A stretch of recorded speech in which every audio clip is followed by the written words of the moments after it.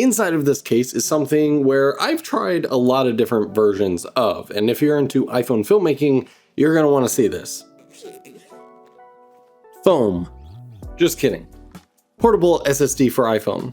Michael, really? Again, another one of these? But this, what is being called MiniMax Portable SSD by a company called Maktar.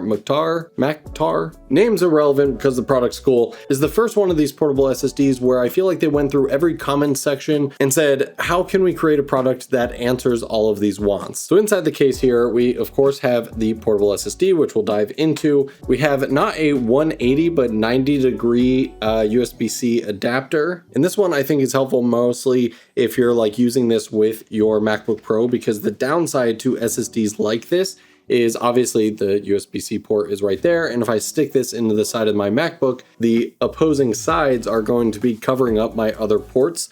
And so this allows you to plug into your MacBook, take up one slot, and then have the SSD on top like this. And then you still have your other ports on either side. So this one I'm not really using with my phone too much, but handy for other devices. So one of the cool things is that this is a Magsafe SSD. And I just did a video on another SSD a number of weeks ago that was also Magsafe. But one of the things that I can't stand that every SSD has come out with, and I have given the feedback to every single portable SSD company that I've talked to, is they're all using some variation of this cable right here, which means I have to plug this in the bottom, and then you put that up top, and then you attach it to the bottom there. This not only uncomfortable to hold, but potentially breaking point. There's gotta be something better. They are the first company that I've seen to include a perfectly sized right angle USB-C cable. So if you have the Pro Max version of the iPhone, then you'll want the longer one, and they have a shorter one for the regular one. Not one cable that's trying to fit both sizes, so then it's not optimal for whichever phone you have. So as I mentioned, I have the Pro Max here, and I guess first I can attach it to this. It also creates like a nice seal, and I can tell you this works with cases. This is that Taurus case I reviewed a number of months ago. This is not the thinnest case I've ever had. It's not like an OtterBox or anything, but it is a touch thicker than I would say like the stock Apple case. This will still work, and so I can push this on the bottom, and look at that, right on the Magsafe.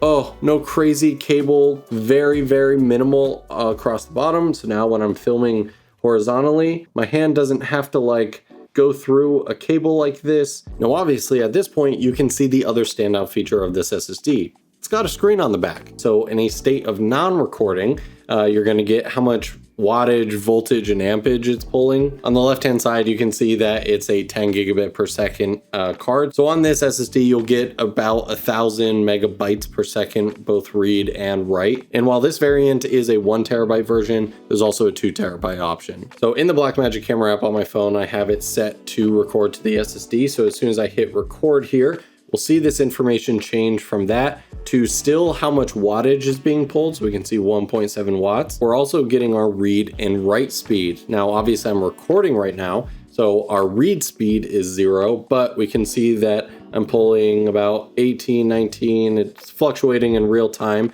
but let's just say around 20 megabytes per second, filming in ProRes LT. And if I were to go in and stop recording here, and I go to my media page to hit playback, now we can see our read speed is around 20 megabytes per second. I think the other situation that they've been listening to people's feedback and people's worries with recording for long periods of time on an iPhone to an SSD on the back is when it comes to heat. So this actually has a built-in physical fan that you can see exhaust ports on either side. This is going to drastically improve the performance of the SSD, keeping it consistent with its reads and writes, because what happens is a lot of times you'll get an SSD, you'll hook it up, and if you do like a performance test, a read and write speed test, it will perform great. But if you let that test keep going, aka recording for long periods of time, after about 5 to 10 minutes, that SSD is going to start to heat up dramatically, causing the performance to dip. Having a physical fan that's going to help push out the heat and keep the temperature of the SSD pretty cool is going to greatly improve the reliability of the SSD.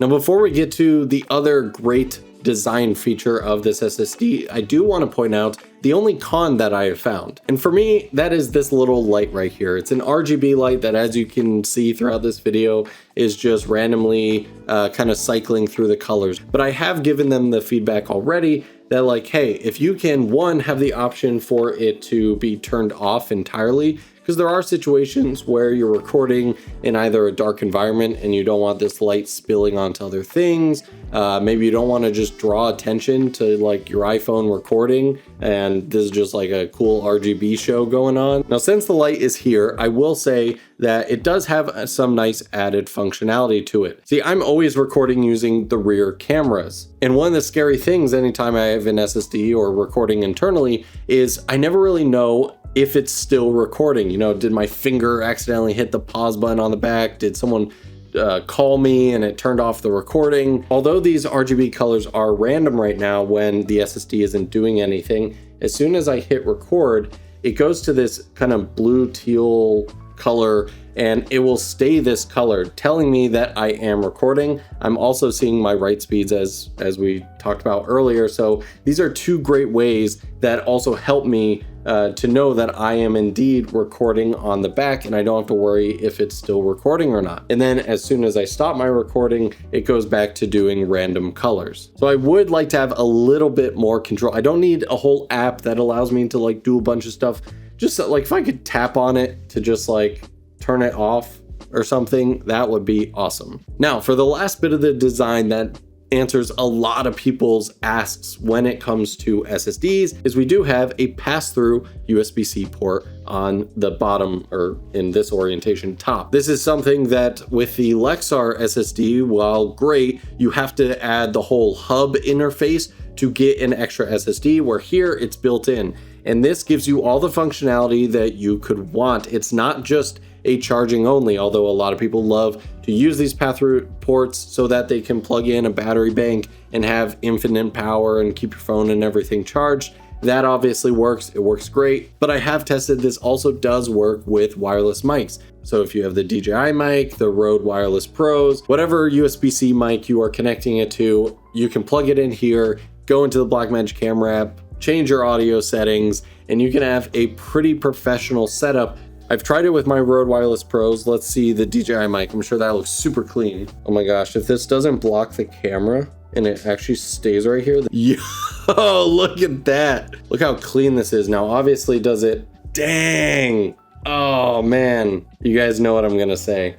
It is too close to the lens itself. It does go in there. How much do I have to zoom in? For anyone using the 2x crop, the 2x mode on the main camera, that does clear it. But this is the first time I've had a kind of rigless, no cage, no, you know, quarter 20s or magnets from other places having to mount. Guys, this is beautiful. Okay, so here's the workaround, is if you go to the ultra wide lens and then zoom in 0.7x.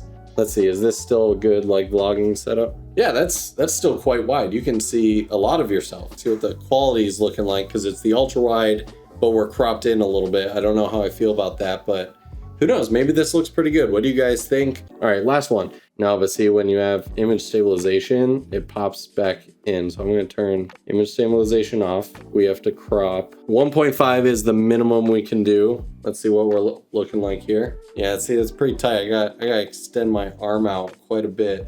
Editor Michael here. If you really want to clear that main censored lens, what you can do if you have the Pro Max is nix the Pro Max cable, grab the shorter cable. The only downside, of course, is the SSD isn't going to reach the best spot for the Magsafe to attach. So if you flop the phone around a lot, the mic and SSD will kind of move about. But if you don't mind kind of just holding it in place a little bit, then you can get this setup to work without interfering with any of the lenses. I still love the Rode Wireless Pro sound more, but I know I always use the DJI mic for thumbnails because of its cableless design and setup. It's so clean. So I think I gotta start using this DJI mic more, and some people have said since some firmware updates, it sounds a lot better. Of course, I would love to hear what you guys think about the MiniMax SSD. down in the comments below. If you want to learn more about it, check out the information in the description. At the time of this recording, this is brand new, not even to market yet. I don't know if it's going to be on a website, on Amazon, or whatever, but of course, all the finalized information will be down in the description. Thanks so much for watching. I'll see you guys in the next video.